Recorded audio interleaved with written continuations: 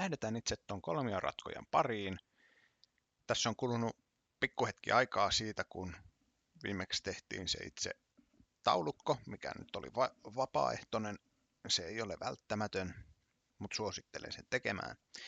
Joku nokkela kaveri saattaa ehkä hoksatakin, että tässä hetki on mennyt aikaa, mutta ei anneta se vaikuttaa tähän. Lähdetään heti tuolta teoriapuolelta liikkeelle. Eli mitä tässä ollaan tekemässä? Mä oon jakanut tämän 3 eri ajatusvaiheeseen. Eli syötteen analysointiin ja sitten itse siihen ratkontatyöhön ja sitten, että me pystytään hyödyntämään niitä vastauksia, niin se tulee ihan niin kuin soluun syötettävänä arvona ulos. Nämä 1. ja 3. vaihe on ihan helppoa kauraa. Mä tein semmoisen lyhyen vapaaehtoisen videon tuosta Pythagoran lauseesta, missä käydään nämä 2 asiaa hyvin tiiviisti läpi. Mä tarjoan sen vaikka tonne subscriptioniin, niin sen saa sieltä etsiä ja tuleeko sitten tuonne mahdollisesti semmonen pikalinkkivideo. Mutta nyt tämä itse ratkonta-algoritmi on se, minkä takia te varmastikin täällä myös olette. Eli siinä syötteen analysoinnissa me valmistellaan, että se on ratkottavissa se kolmio ylipäätään. Ja mitä me tarvitaan, että kolmio voidaan ratkaista, tai me tiedetään, että onko sille mahdollista ratkaisua. On myös tosi paljon syötteitä, mille ei kerta kaikkiaan mitään pysty muodostaa kolmiota niistä syötteistä. Mutta että me päästään liikkeelle, meidän pitää tietää 1 sivun mitta. Se tarvitaan aina. Vaikka tiedetään kaikki kolmion kulmat, mutta ei yhtään sivun mittaa, niin sehän on 0 ja äärettömän välillä se kolmio tavallaan skaala. Ja se ainakin 1 sivutieto määrittää sen kolmion skaalan sitten. Ja tosiaan se 1 sivumitan lisäksi tarvitaan 2 mitä tahansa muuta tietoa, joko sivuja tai kulmia.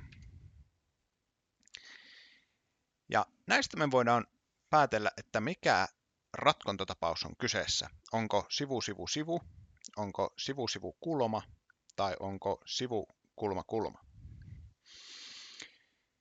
Ja toi sivu kulma on ehdottomasti kaikista vaikein, koska ihan niin kuin siinä ensimmäisen videon alussa näytin, niin siihen tulee 2 eri ratkaisuvaihtoehtoa.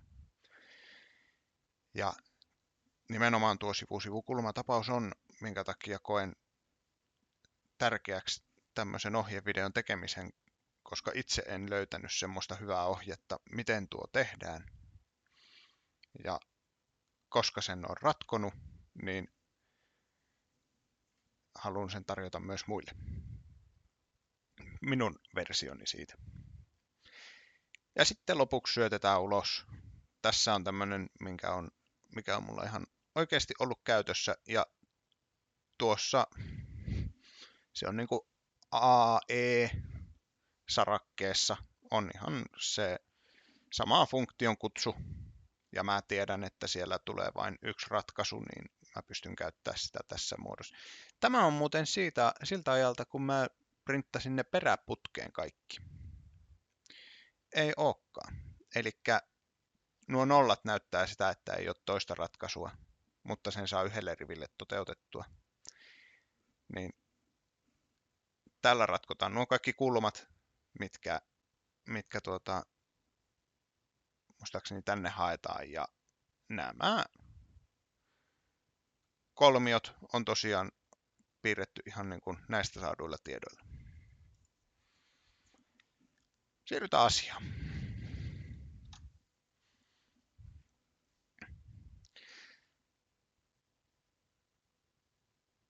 Useamman kerran tätä, kun yritin nauhoittaa, niin totesin, että alkuperäisestä ajatuksesta poiketen mä en rupea selittämään auki noita ohjelmoinnillisia kuvioita. Jos niistä ilmenee kysyttävää ja se ei sulle riitä, että sä vaan kopioit sen, mitä mä oon tehnyt, ja sä koet, että et googlettamalla saa vastauksia, niin kirjoita kommenttikenttään. Mä vastaan niihin mielelläni, että mitä täällä on tehty, mutta se antaa tälle niin paljon enemmän. Tämä videon tekeminen mateeli. Tämä niinku raahas ja oli hirveän semmoista raskasta katsottavaa, kun mä selitin kaikki option explicitit ja mä selitin kaikki funktioiden parametrihommat sun muut. Niistä löytyy tosi hyviä videoita netistä. Mä en rupea nyt keskittymään niihin. Jos semmoiselle on suomenkieliselle videolle halua ja tarvetta, niin mietitään sitä sitten erikseen. Kehitystyökalut. Ja just tämmöisiin asioihin. Jos ei kehitystyökaluja tuolta Ripponista löydy, niin mä oon tehnyt sen Pythagoras-videon. Siinä mä oon esitellyt tämän asian. Ja tämä asia löytyy myös netistä hyvin helposti. Avataan meille Tabula Rasa, eli tämä Visual Basic Editor. Ja lähdetään määrittelemään, että mitä tässä ollaan tekemässä. Eli kaikille funktioille käytettäviksi halutaan ne kulmat ja sivumitat. Ja määritetään niille muuttujat tässä.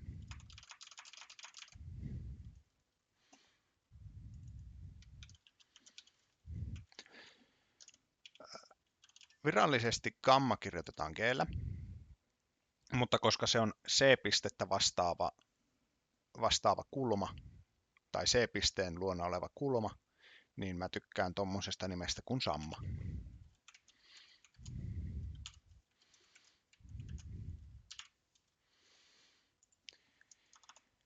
Me tullaan käyttämään tosi paljon piitä, ja en haluaisi aina kirjoittaa sitä application.worksheet.py.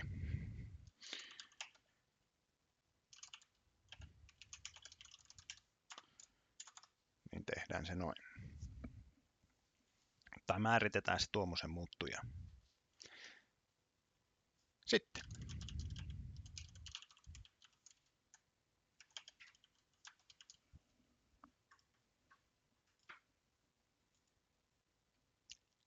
Lapsi kävi. Pahoittelen keskeyttämistä. Lapsi kävi tässä ja muistutti, että tarvitsen lisää polttoainetta. No niin, vitsit siksi. Eli oltiin tekemässä sitä Triangle Solver-funktiota. Ja sinne tulee nyt ne syötteet, kulmat ja sivut.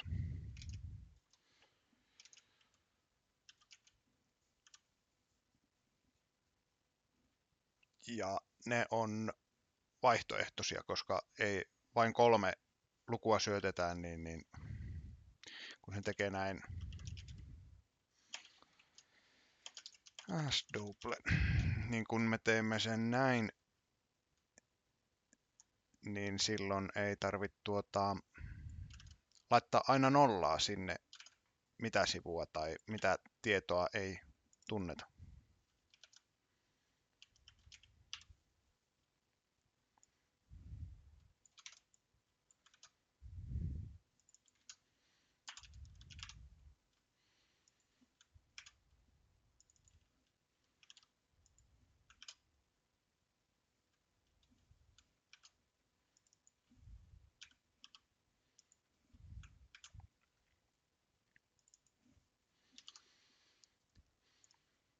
Ja pistetään funktion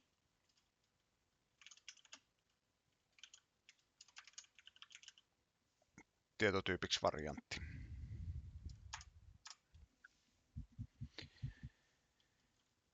Ja nyt pistetään alfa on alfa i. Mutta nyt meidän tarvii muuttaa nämä annetut niin kuin kulma-asteet radiaaneiksi. Excel toimii konepelialla aina radiaaneina, niin tehdään muutos tavallista meidän käyttämistä kulmista radiaaneiksi tässä heti syöttövaiheessa. Ja sitten ennen kuin annetaan vastaukset, niin siinä kohtaa muutetaan takaisin taas kulmiin.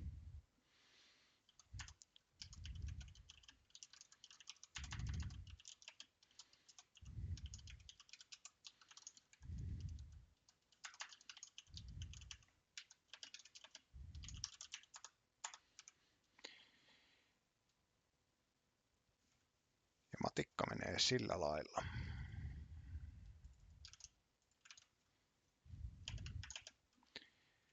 Että se on tuo SN degree kertaa pi jaettuna 180. Ja sitten tehdään samaan syssyyn tuo muutostyö radiaaneista degree. Ja tämä ottaa sisään rad.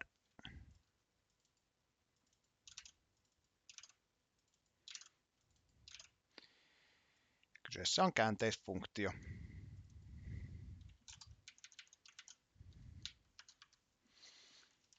Noin.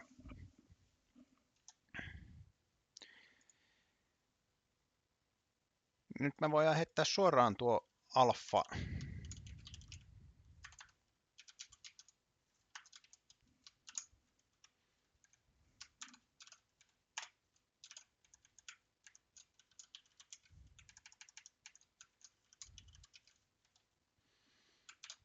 ja sitten tehdään samat tänne. Näin. Ja A-mitta on AI ja B-mitta on BI ja C-mitta on CI.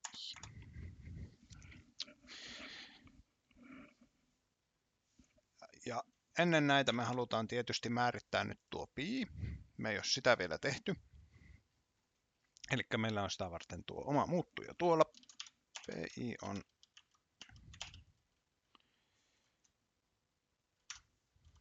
löytyykö se suoraan tuosta? Sehän löytyy suoraan tuosta. Mahtava juttu.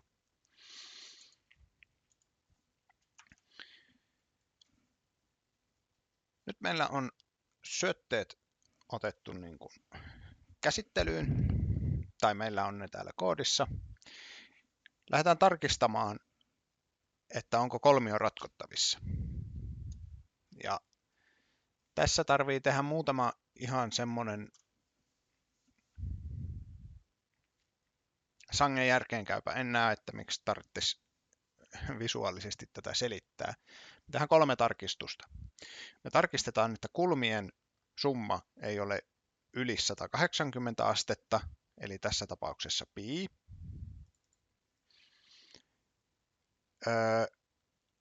A plus B plus C, eli kaikkien sivujen pituus ei ole 0, eli ainakin yksi sivun pituus on annettu.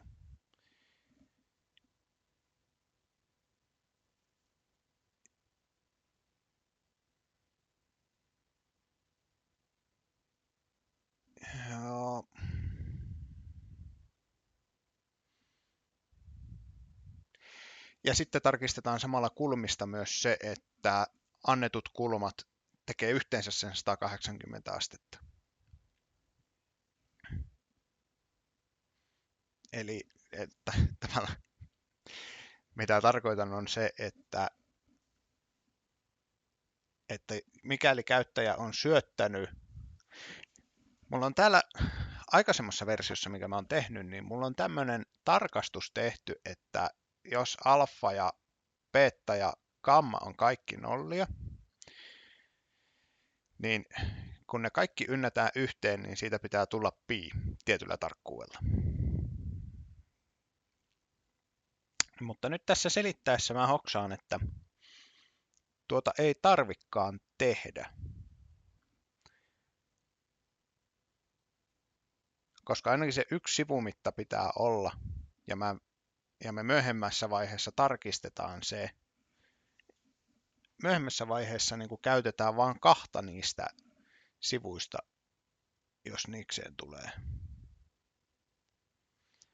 Mutta ei se nyt haittaa, vaikka se tarkistus sinne kirjoitetaan.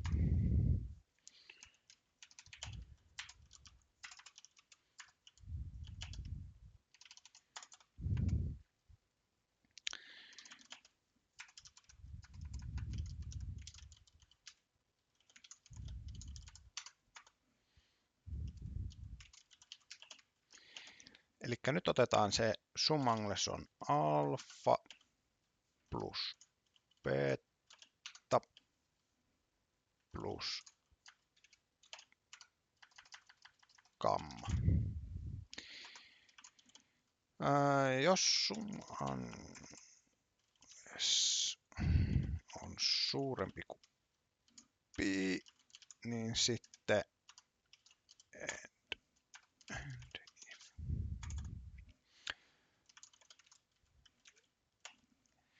ja tässä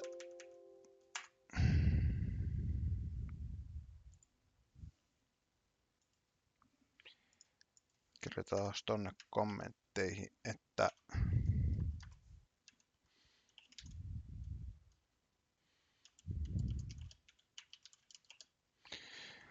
kirjoitetaanko kommentit suomeksi? Kyllä me voidaan kirjoittaa kommentit suomeksi.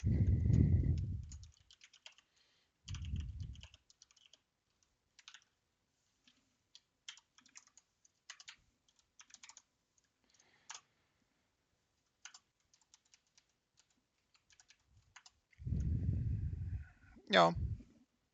Tehdään englanninkieleksi, jos joku kokee tarvetta tälle englanninkieleksi, niin tehdään se sitten. Sitten tarkistetaan, että kulmat on sen 180 astetta.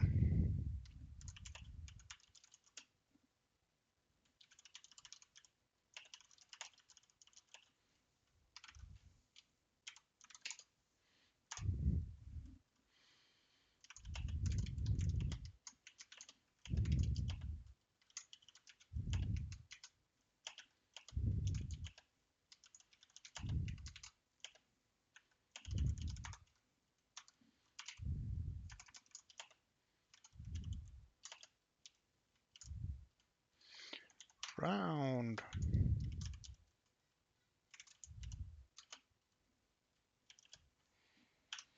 Kahdeksan desimaalia riittää.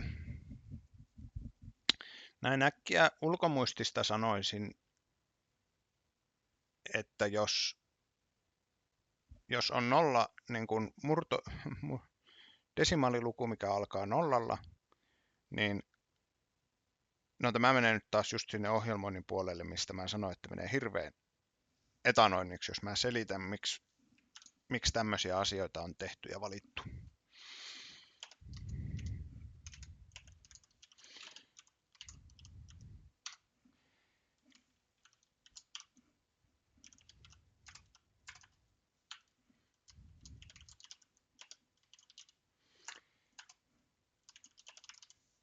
Tänne kirjoitetaan aina tämä end.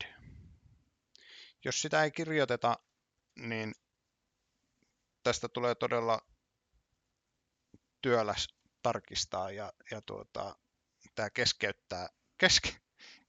keskeyttää aina, kun tänne on kirjoitettu se triangle solver-funktio, niin aina jos sinne syöttää jonkun väärän jutun tavallaan, se menee tänne ehtoon ja täällä lukee jotain muuta kuin end, niin se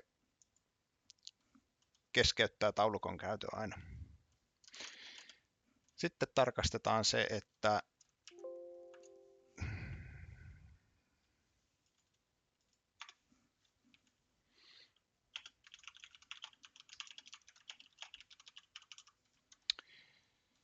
A plus B plus C on 0, niin silloin end.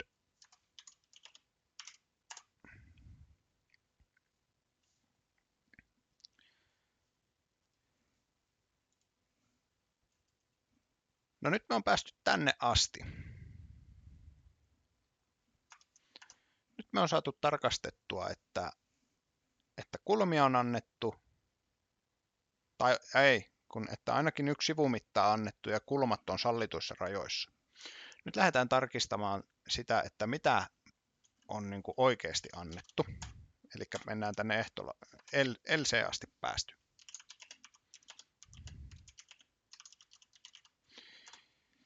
Tehdään tuommoiset muuttujat, ympätään I on 0 ja J on 0.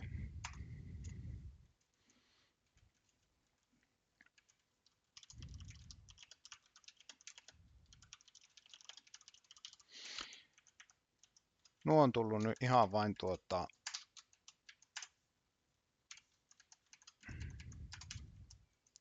selkärangasta nuo I ja J. Käytetään sivua ja kulmaa.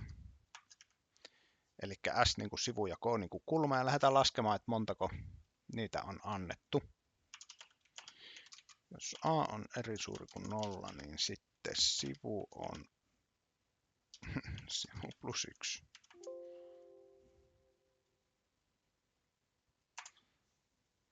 Oho. Siellä oli shifti pois.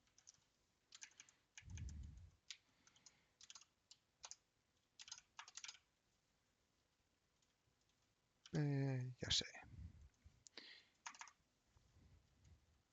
Ja sama laskenta tehdään sitten alfa A.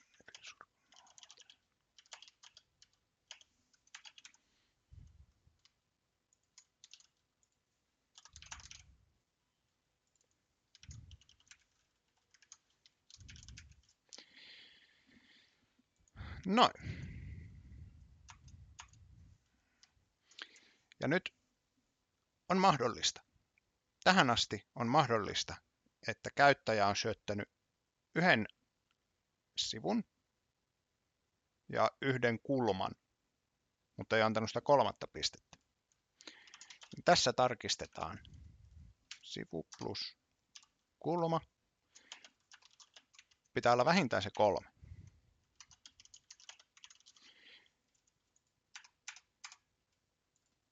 Ja jos sitä ei tule, niin sitten pitää lopettaa. Oho.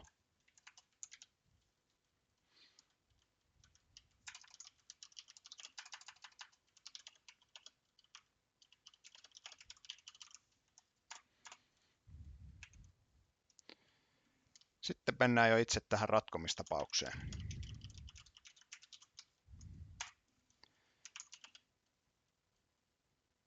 Jos sivuja on 3, niin nyt meidän pitää määrittää tehdään ihan switch on string tyyppinen ratkaisu tästä, että me saadaan määrittää tekstinä se, mikä näistä ratkontatapauksista on kyseessä.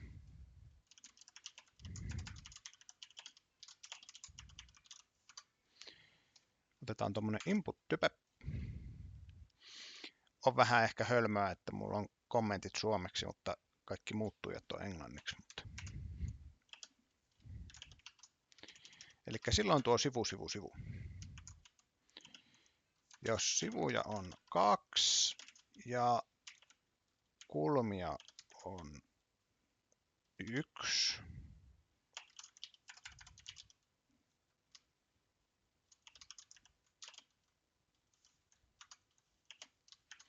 niin silloin on sivu kulma. Jos sivuja on 1 ja kulmia on 2, sivu kulma. Hui kamala, kun tuli semmoinen olo, että onko vähän nauhoittanut. Onko ollut nauhoitus päällä. Siellä on ihan kirjoitusvirhe.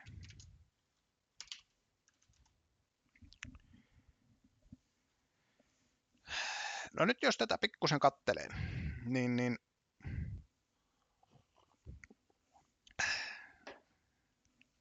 mitäs me tehdään, jos paus vieköön ja siellä onkin enempi kuin 3 tietoa. Sitten näistä ei valita mitään.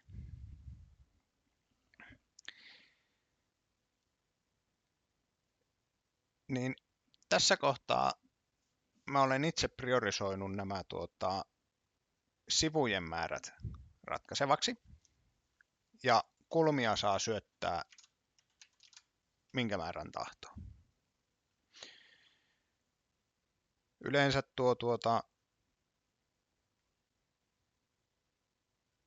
joo, menemättä siihen sen enempää. Nyt olisi ihan hyvä, kirjoitetaan tänne vielä, että init loppu. Katsotaan sitten noiden tulosten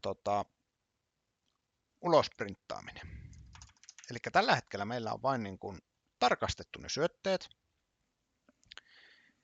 Niin printataan se suoraan pihalle. Jos on annettu 3 kulmaa, niin se tulostaa ne samat kulmat saman tien pihalle. Ei tehdä vielä mitään varsinaista ratkontaa.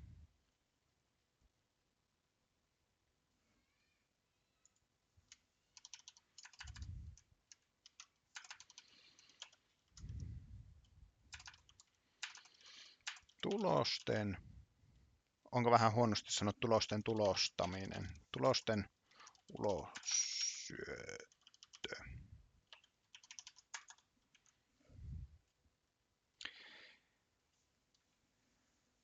Ja nyt me tarvitaan se variantti, mikä me täältä palautetaan.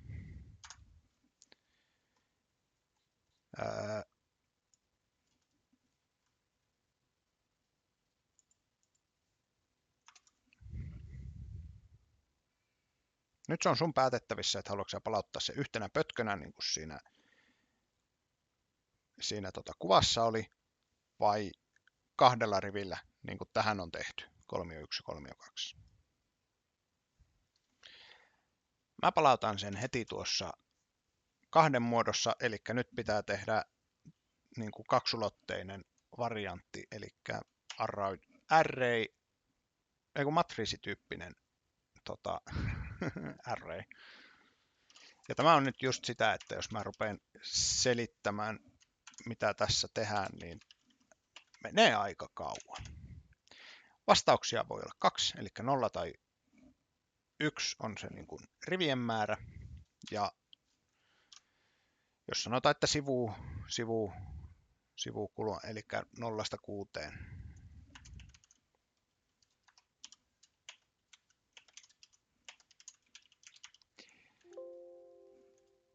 Sieltä puuttuu tuo.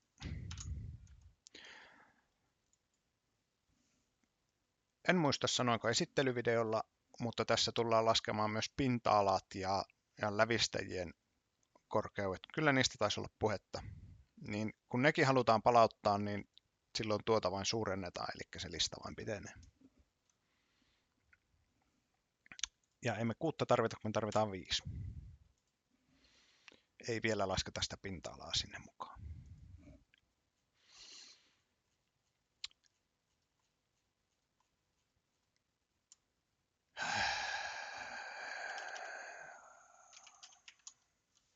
Eli nyt ei tarvitse tulostaa muuta kuin, no katsotaan, että huutaako se erroria, jos jätetään toi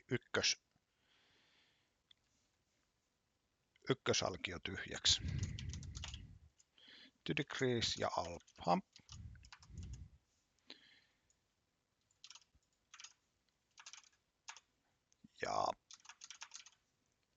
Mutta tänne saa, eli 0, 1, 2, 3, 4, 5. Tuohon tulee A, tuohon tulee B, tuohon tulee C.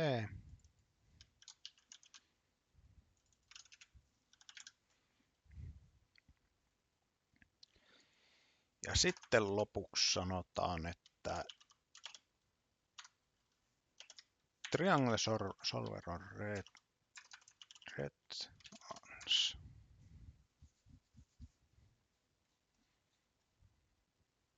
Tuo variantti. Mitä se sanoo? Aivan. Ollaan vielä makroja tukemattomassa tiedostomuodossa. Ei se mitään. Ei tallenneta sitten.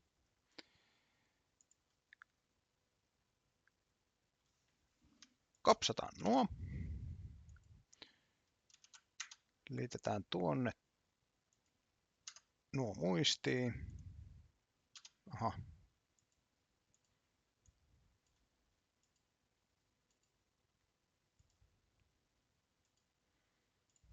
Noin.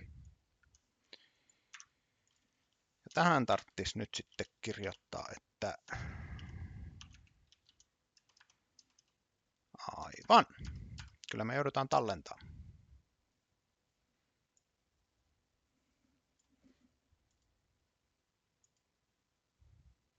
Pikku hetki. Makrot käytössä.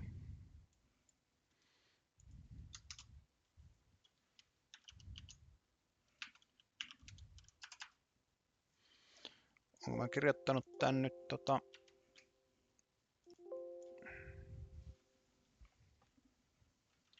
hetkinen. Public function triangle solver.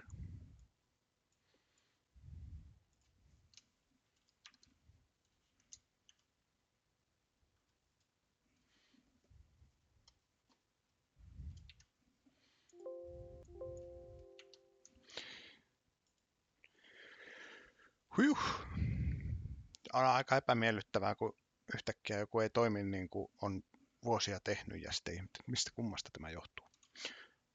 Mun moka. Mä unohdin tehdä ennen kuin aloitettiin, niin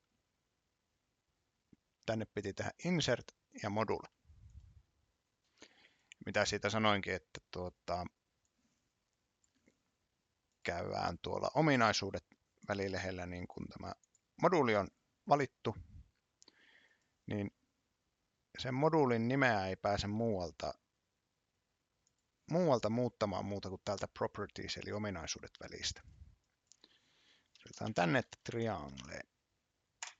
Ihan vain, että tuo moduuli löytyy. Käytetään hyviä käytöstapoja. Koko tämä koodi täällä, mitä nyt on kirjoitettu tuonne taulun sisälle, niin pitääkin laittaa tänne Triangle-moduuliin. Ja samalla tuli huomattua tuommoinen pikku kirjoitusvirhe, kuin että Dolbe-tietotyyppiä ei ole olemassa.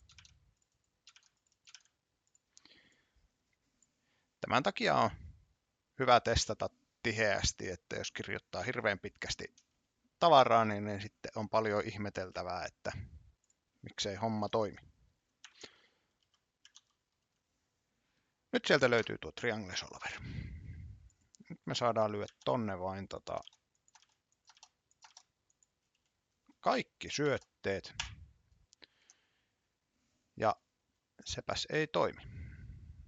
Nyt saa sitten lähteä selvittämään, että miksi se ei toimi.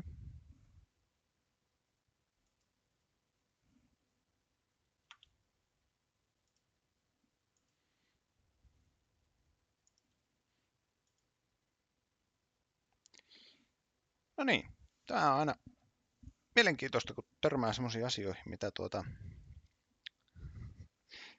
ole ennen tapahtunut.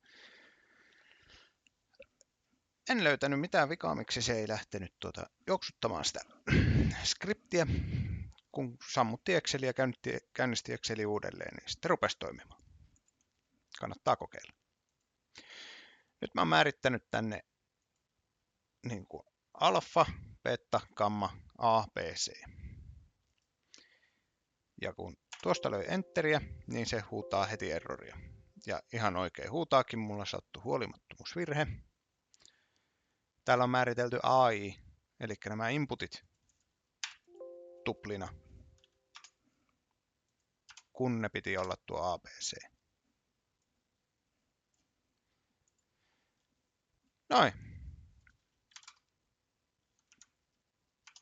Tuommoista kolmiota ei pysty tehdä, eli tässä kohtaa tulee nyt se, että kulmat ei täsmää. Ja tällä hetkellä se tulostaa ulos vain sen, mitä tänne näppäilee. Tuosta kaaviosta ei kannata välittää, sehän kuuntelee vain ja ainoastaan tätä alfaa, kun kaikki on rakennettu sen sen mukaan beta-kulma ei oikeasti ole tuo mitä siinä on. Eli se laskee tuon alfa-kulman mukaan koko kolmio. Hei, me on saatu vastauksia tuonne ylös. Käydään tässä pikaisen vielä läpi, että mitä on tehty. Tässä ei vielä tullutkaan mitään ratkontaa, tämä on pelkkä initialisointivaihe. Otetaan kaikki syötteet, 3 kulmaa, 3 sivua ja palautetaan funktio varianttina. Kaikki on tuplia, kaikki muuttujat, paitsi tuo input-type on teksti. Me kirjoitettiin radiaanifunktio ja kulmafunktio, eli muutetaan suoraan radiaaneiksi nuo syötteet, mitä annetaan, ja sivusyötteet lyö tuonne muuttujiin. Tarkistetaan, onko kulmat yli 180 astetta, onko annettu 3 kulmaa, mutta siitä ei tule 180 astetta, eli tuo mikä äsken tuossa ilmeni. Ainakin yksi sivumitta on annettu, ja jos nämä kaikki täyttyy, niin silloin päästään tänne määrittämään, että mikä kulma on kyseessä, jossa priorisoidaan sivumitta ja sen mukaan määritellään, että mikä sivu on kyseessä. Ja kun sanon, että priorisoidaan sivumitta, niin nimenomaan kuunnellaan näitä, että montako S on annettu, eikä niin päin, että montako kulmaa on annettu. Näitä saa olla vaikka kaikki. Ja sen takia tuolla on tuo suuruus. Ja tulokset printataan tuommoiseen retanssiin, joka oli se variantti, ja se palautetaan Triangle Solveriin. Seuraavaksi lähdetään ratkomaan sivu-sivu ja sivu-sivu-kulma tapausta.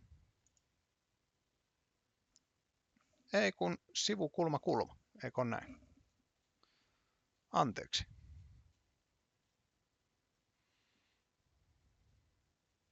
Sivu-kulma-kulma, kyllä. Nähdään seuraavassa videossa.